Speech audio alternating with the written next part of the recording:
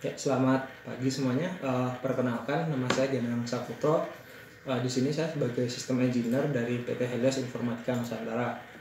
Nah, di kesempatan kali ini menyambung presentasi dari tim sales kita tadi, di mana sudah cukup dibahas mengenai apa itu microservice, kemudian secara arsitekturnya itu seperti apa. Nah, sekarang masuk pembahasan selanjutnya yaitu container in Nutanix. Nah, jadi seperti yang kita tahu bahwa seperti yang dibahas sebelumnya juga, ketika kita memiliki sebuah arsitektur yang berbentuk microservice, itu dia akan istilahnya cocok ketika running di environment container. Nah, di sini makanya akan kita jelasin mengenai container ketika dia running di Nutanix. Nah, mungkin sebelum itu kita bahas dulu nih secara general apa sih bedanya container itu sama ketika kita running di virtualisasi atau di VM seperti itu.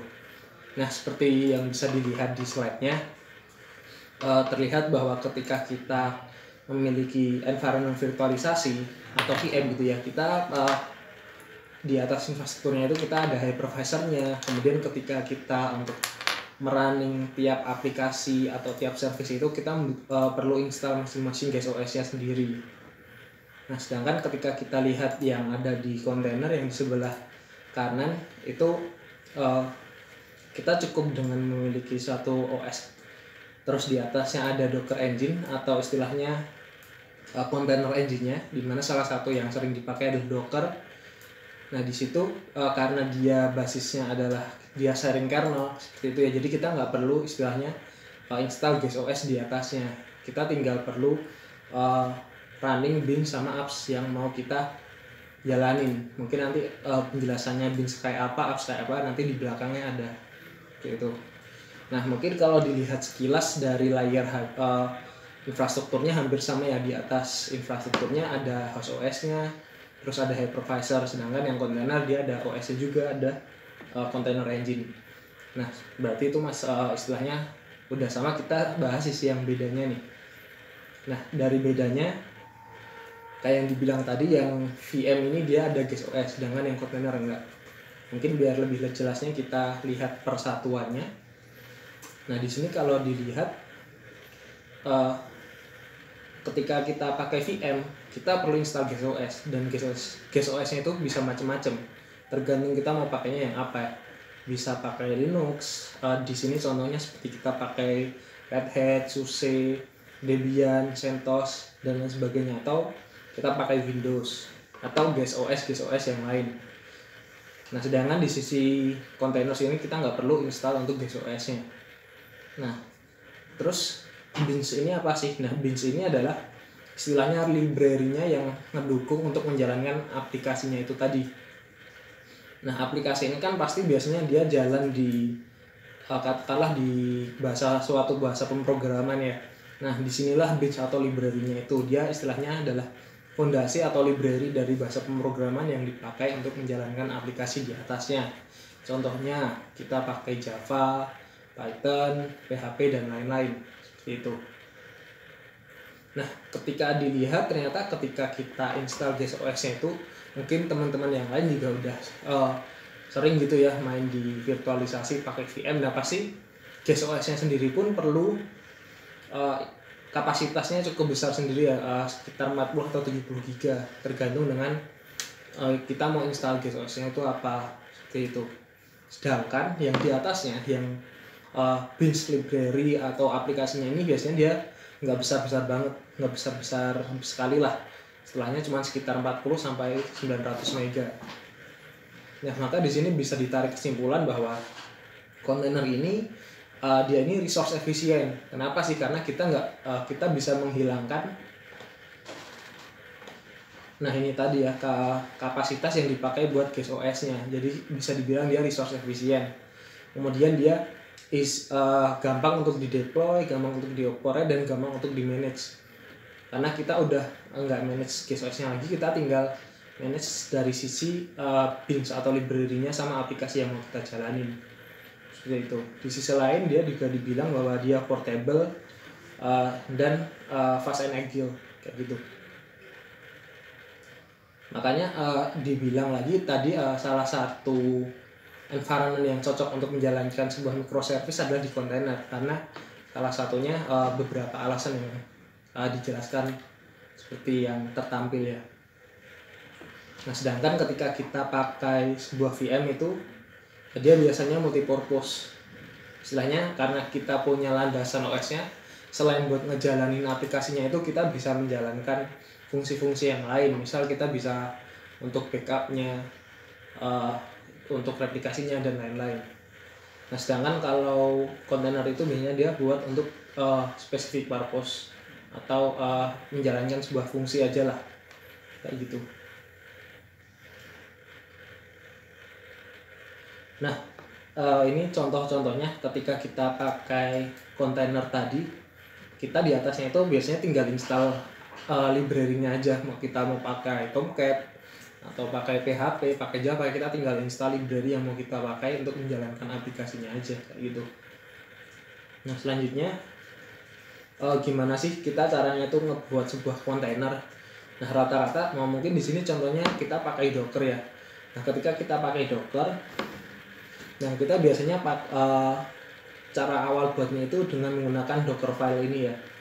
Jadi kita tinggal balik lagi tadi ada yang namanya bins dan library. Jadi awal-awal kita tentuin nih bahasa pemrograman yang dipakai untuk menjalankan aplikasi itu tadi apa, kayak gitu. Misal di sini contohnya pakai Java. Mungkin nanti ketika pakai Python atau PHP bisa langsung disesuaikan aja gitu. Jadi from bahasa pemrograman yang dipakai seperti itu. Nah, di bawahnya ini kita bisa tentuin juga direktorinya ini mau disimpan kemana, kayak gitu. Nah, ketika kita nggak men-set dia ini direktorinya mau disimpan kemana, nanti akan disimpannya ke Docker Hub, kayak gitu. Nah, sesimpel itu nanti kita bisa langsung build kontainernya, kayak gitu. Nah, cuman ketika kita punya kontainer ini mungkin tadi ketika kita bandingin dengan VM kelihatan banyak kelebihannya ya. Dia lebih resource efisien atau makan resource-nya kecil, terus dia bagus buat specific purpose, terus dia easy to deploy, easy to manage. Nah, cuman dari sisi lain kontainer ini dia juga punya beberapa kekurangan seperti itu. Nah, contohnya untuk kita mengatur life cycle sebuah kontainernya, kemudian kita mengatur skalabilitas sebuah kontainernya atau deploymentnya, bahkan high availability sebuah kontainer itu cukup repot ya. Jadi di sini selain kontainernya kita juga menyediakan untuk orkestrasinya yang namanya adalah Kubernetes. Kubernetes ini dia membantu kita, istilahnya dia orkestrasinya lah ketika kita memiliki beberapa kontainer tadi. Jadi mulai dari life cycle-nya, kemudian kalau kita butuh scaling, kemudian ketika kita mau deploy ada proses deployment di sana, bahkan sampai ke fungsi-fungsi yang lain seperti itu. Nah, di sini mungkin akan sedikit dijelaskan mengenai Kubernetes arsitekturnya. Nah, seperti yang dibilang tadi, Kubernetes ini dia adalah orkestrasi untuk manajemen kontainernya seperti itu. Jadi kita bahas arsitekturnya nih. Nah, di Kubernetes ini dia ada yang namanya worker node sama ada yang namanya master node. Nah, worker node ini dia isinya ada pod-podnya. Tadi pod itu dia istilahnya gabungan dari beberapa kontainer itu tadi. Jadi di pod ini kita bisa isi 1 kontainer, 2 kontainer, 3 kontainer, itu tinggal kita sesuaikan. Dimana di worker node ini si kontainernya inilah dia jalannya tuh di situ, seperti itu. Nah, kemudian ada juga yang namanya master node-nya. Di master node-nya ini apa sih isinya? Dia ada manajemen ke API servernya, kemudian buat scheduler, kemudian ada untuk controller manajernya, dan ada untuk etcd-nya juga. Jadi etcd ini untuk menyimpan istilahnya konfigurasi worker node-nya itu tadi. Nah, selain itu untuk mengakses Kubernetes arsitektur ini kayak gimana sih? Nah, rata-rata kita masih pakainya CLI. dia namanya kubectl. Nah, nanti ketika kita running di Nutanix, kita bisa aksesnya ini via user interface-nya seperti itu. Nah, bahkan ketika kita punya worker node-nya banyak, kita bisa pisah nih etcd-nya ke node yang lain. Jadi biar dia dedicated untuk ngatur etcd-nya doang seperti itu. Bahkan ketika master node-nya ini dirasa kurang karena worker node-nya cukup banyak, ini kita bisa deploy lebih dari satu untuk master node-nya. Nah, selain itu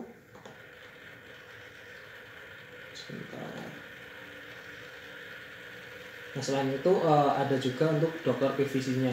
Ini untuk storage dari tiap worker node-nya. Nah, di sini akan saya perlihatkan sedikit demo mengenai Kubernetes yang running di Nutanix ya.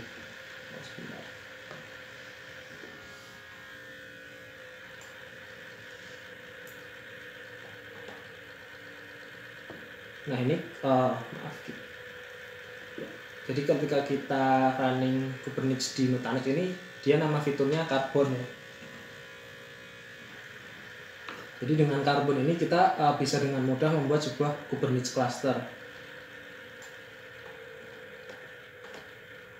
Nah, ini bisa kita next aja, bisa dilihat pilihannya ada untuk yang production sama ada yang buat development.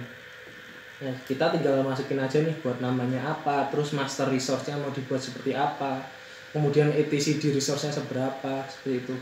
Bahkan tadi di depan kan kita lihat kita bisa pilih buat untuk clusternya ini buat production atau buat development, dimana itu masing-masing udah ada isinya nih, dia berapa nodes, terus berapa kapasitas storage-nya. Nah, cuman nggak usah khawatir, ketika kita perlu fleksibilitas itu bisa kita edit sesuai kebutuhan kita seperti itu. Nah, selain itu kita juga masukin yang tadi ya sudah dibilang master resource-nya. Untuk master resource-nya ini mau dibuat multi masternya seperti apa, ada yang aktif pasif, ada yang aktif. Selain itu kita atur juga untuk IP-nya. Nah, terus tinggal kita next. Nah, ini kita atur untuk CIDR range IP-nya. Kita next lagi. Nah, ini kita atur untuk storage class-nya. Kita masukin kredensialnya, kredensial dari kita, terus kita bisa lanjut, kita create. Nah, nanti dia akan mendeploy sendiri ya. Jadi kita cuma tinggal setting nih tadi yang mau disetting Kubernetes clusternya buat apa seperti itu. Nah, ini bisa kita akses juga via CLI-nya atau kubectl. Bisa dilihat apa aja yang ada di dalamnya kayak gitu. Nah, istilahnya ketika tadi kita pakai kubectl, kelihatan nih worker-workernya itu ada berapa aja sih. Nah, selain bisa diakses lewat CLI, kita bisa akses juga lewat user interface. Jadi di sini juga kelihatan di workernya itu untuk Kubernetes cluster dengan nama Karbon demo. Di dalamnya itu isinya worker node-nya ada apa aja, kemudian tiap masing-masing dia vCPU-nya berapa, dan sampai storage-nya seperti itu ya.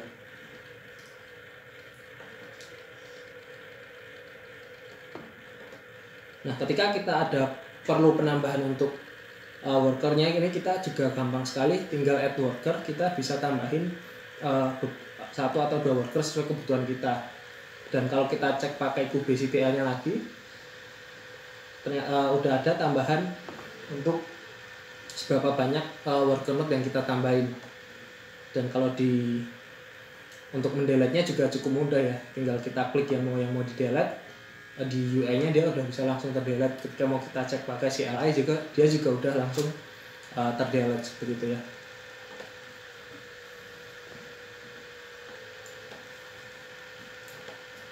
Nah, oke, mungkin untuk penjelasan Kubernetes yang kontainer dan Kubernetes yang running di Nutanix mungkin cukup sekian. Apabila ada pertanyaan yang mau didiskusikan, kita bisa lanjut ke sesi selanjutnya. Terima kasih.